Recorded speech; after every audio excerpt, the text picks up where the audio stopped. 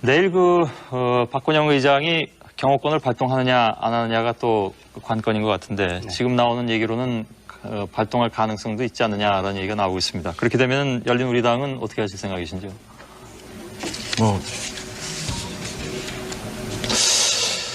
그거를 어떻게 하겠습니까? 저희가 수적으로 열세고 또 수적으로 열세라고 해서 무슨 폭력적인 방법을 쓸 수는 없는 일이죠. 그래서 그런 일이 없기를 바라고 또 그런 일이 있더라도 저희는 이것이 불법한 의안이기 때문에 최대한 저지하기 위해서 노력할 것이고 지금 장광근 의원님 말씀하신 깔끔한 마무리라는 것은 현행 법 규정에 따라서 내일 6시 반까지 오후 6시 반까지 처리하지 않으면 자동 폐기되도록 되어 있습니다. 그렇게 하는 것이 가장 혼란이 적은 깔끔한 마무리다 이렇게 생각합니다. 예. 자, 두 분 중에 한 분이 제가 좀 하죠. 장광근 의원님 과격하지 않다 말씀하시는데 굉장히 과격하시네요. 네, 오늘은 좀 과격해지고 싶습니다. 무슨 상권 분립을 어떻게 파괴를 했습니까? 대통령의 말씀이 상권 분립을 파괴합니까? 좀 지나치다는 생각이 들고요. 그 다음에 이제 탄핵의 당위성 문제는 나중에 다시 우리가 논하겠습니다만은 무슨 대통령 기자회견이 마음에 안 들어서 갑자기 탄핵이 정당한 걸로 확신하게 됐다든가 안 그랬으면 탄핵을 안 했을 테라든가 이렇게 생각하는 그 자체가 법률적으로 탄핵의 요건을 규정해놓은 헌법조항에 비춰볼 때 지금 국회의원들께서 자기의 권력에 대해서 혼동하고 계셔요. 그렇게 자기가 용서해 줄 수 있다, 봐줄 수 있다, 또는 대통령을 쫓아낼 수도 있다 이렇게 판단할 수 있고 그것을 집행할 수 있는 판관인 양 이렇게 머릿속에 생각하고 있기 때문에 많은 문제가 발생한다는 말씀을 드리고요.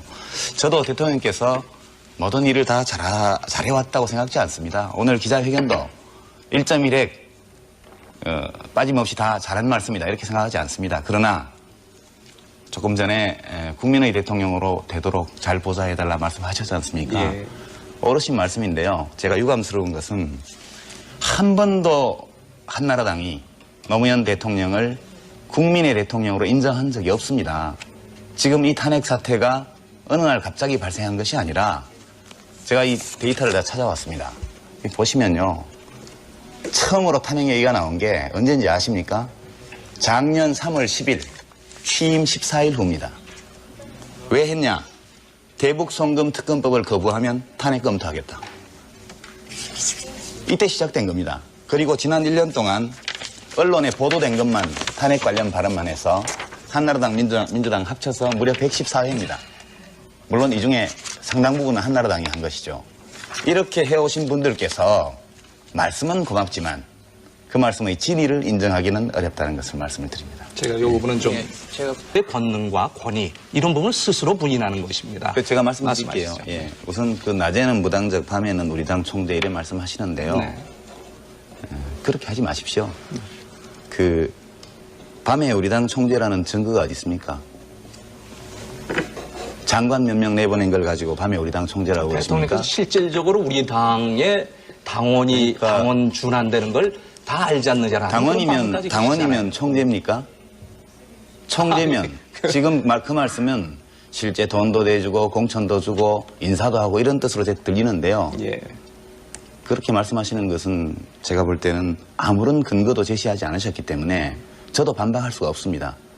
이런 걸 가지고 이제 우리가 논리학에서는 굉장히 심한 말로 하는데요. 그러지 마시고요. 예, 말씀하세요. 그 다음에 국회에서 하면 다 합법적인 게 아닙니다. 네. 국회에서 하는 일도 다 불법이 될 수 있어요. 대통령이 대통령이 하시는 일도 때로 불법이 될 수 있고 네. 국회가 하는 일도 때로 불법이 될 수 있습니다. 우선 이 탄핵소추는 어떤 경우에 할 수 있도록 되어 있냐면요. 네. 헌법에 직무집행에서 헌법이나 법률을 위배한 때 이렇게 되어 있습니다. 이 지금 제가 야당이 제출한 노무현 대통령 탄핵소추안을 이렇게 두껍습니다. 헌법 65조죠. 예, 가지고 와 있는데요. 그 정도는 저도 알고 있습니다. 이걸 읽어보면 그 당에 과연 제대로 된 법률가가 있는지 의심스럽습니다. 우선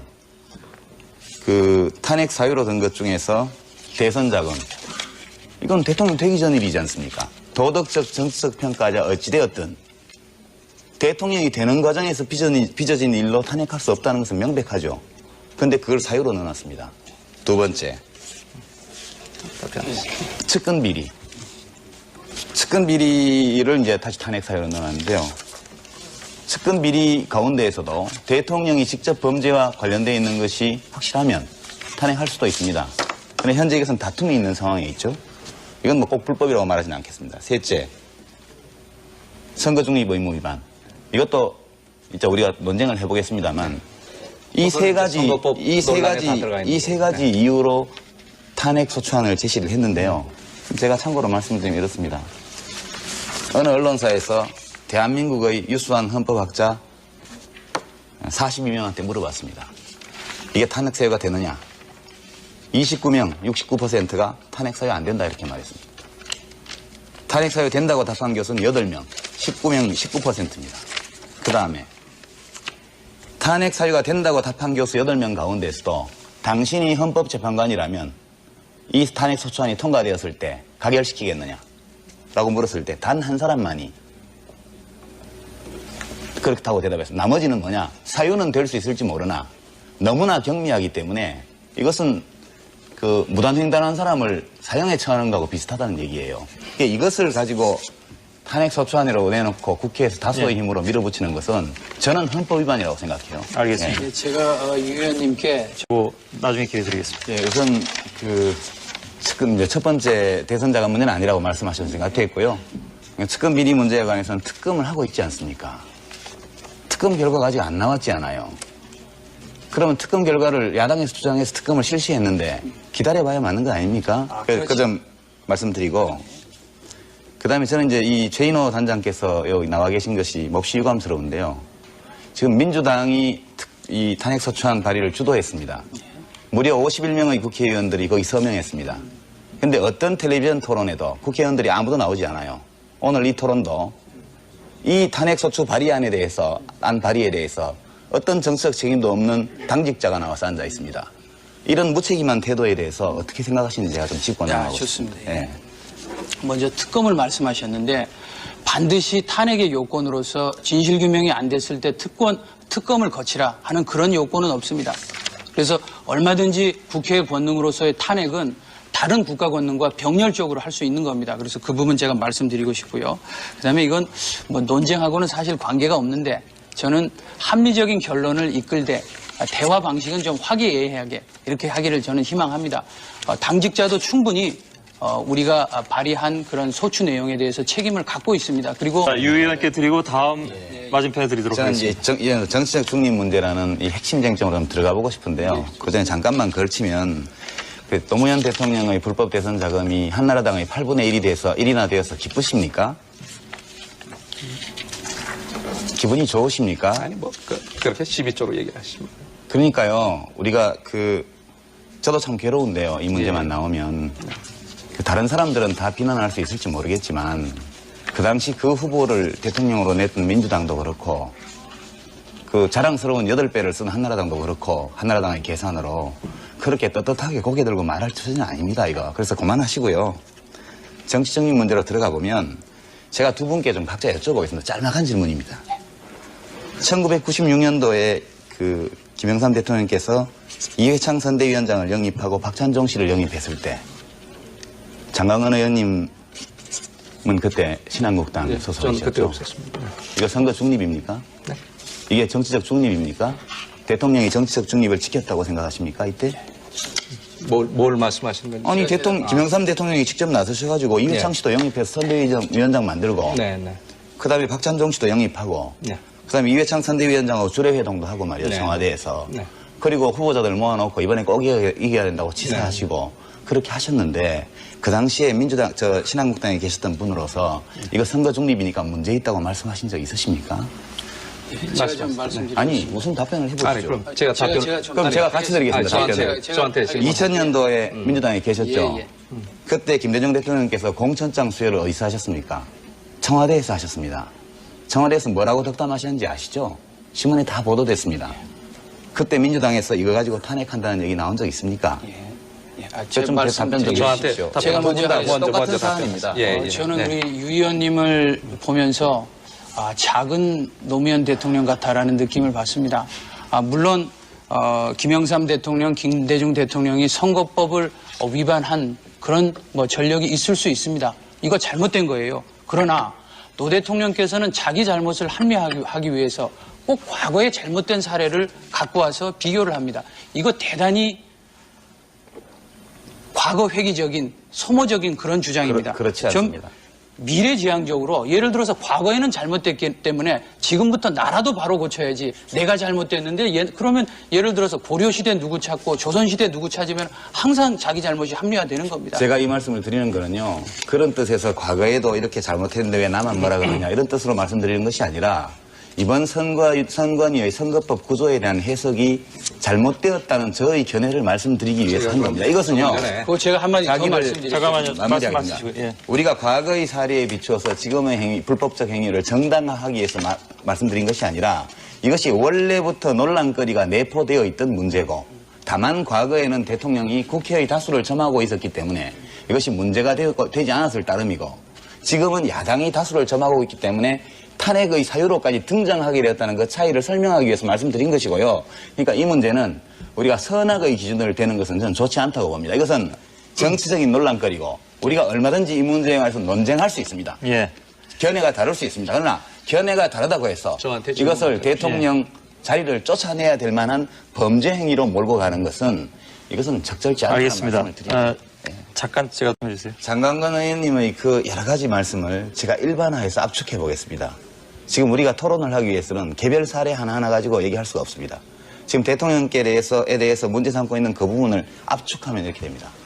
대통령이 열린 우리당을 편드는 은행을 하시는 것이 선거법 위반이냐. 그렇게 한마디로 줄일 수 있습니다. 그렇죠?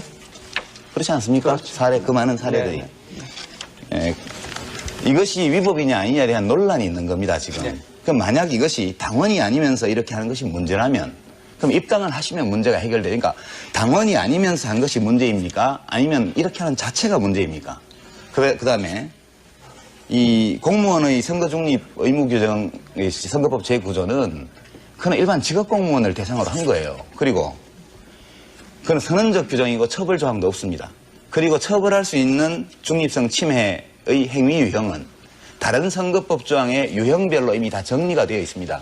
그러니까 그와 같은 행위를 할 경우에 공무원이 선거운동을 한 것으로 보고 선거 중립을 해친 것으로 간주해서 각 조항의 처벌 규정이 다 달려 있습니다.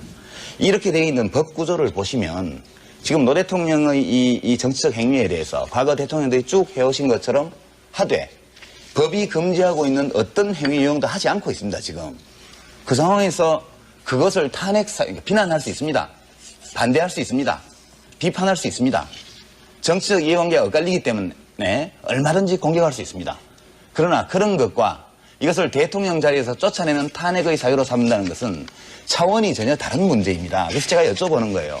대통령이 이 일을 하면서 탄핵을 피하려면 그럼 어떻게 하면 됩니까? 입 닫고 그냥 식물로 있을까요? 제가 좀 말씀을 드릴게요. 주께서 말씀해 주세요. 네, 답이 안 되는데요. 대통령이 장관 내보내는 것은 선거 개입이고 도지사가 자기 부지사 하던 사람 한나라당 후보로 내보내는 건 선거 개입 아닙니까? 우리가 그렇게 일방적으로 자기에게 유리하게만 해석을 하면 곤란합니다. 우리가 지금까지 50여 년 동안 헌정사가 있고 이 과정에서 변한 것과 변하지 않은 것들이 있습니다.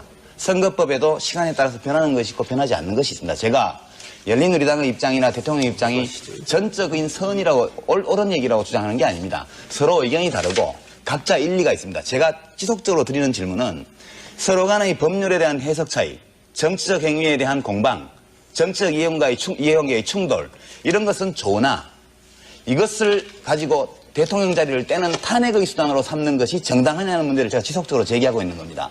제가 논리적으로 저희 쪽이 옳다고 얘기한 것 아닙니다. 서로 간에 공존할 수 있는 논리의 대결입니다. 그러나 이것과 서로 의견이 다르고 우리 쪽이 다수를 가지고 있기 때문에 이 3분의 2 이상의 힘을 가지고 대통령 자리에서 내쫓는다는 것과는 별개의 문제라니까요. 그걸 자꾸 등치시켜서 그런 문제가 있기 때문에 우리는 쫓아내려고 그런다. 정당하다. 이렇게 말씀하시면 곤란하다. 그런 뜻으로 말씀드립니다. 예, 최 단장님 말씀하시죠. 아무리 국회의원들이 요새 찻대기 책대기 해서 비난을 받고 있습니다. 국회의원들도 아직 미친놈 소리는 안 듣지 않습니까? 들어요. 어떻게 4년 아니 그러니까 저는 듣습니다. 그리고 저는 시장통에 가면 글쎄 그러니까 들어요. 그 얘기는 무슨 말씀인지 참 답답합니다. 그거를 시니컬하게 얘기를 하시면 아니, 시니컬한 게 아니고 저는 진지하게 제 얘기를 들어보세요. 해법을 자, 주장하는 거예요. 5주년이 어떻습니까? 지금 열린 우리당의 입장에서 보면은 결국은 대통령이 모든 걸 채워주길 원하는 저는 마마보이 정당 비슷한 느낌이 그러니까 들어요. 1년 내내 대통령 욕만 한 정당도 역사에 없어요. 알겠어요. 이렇게 탄핵 자, 타령만 1년 내내 한 정당도. 알겠습니다. 예.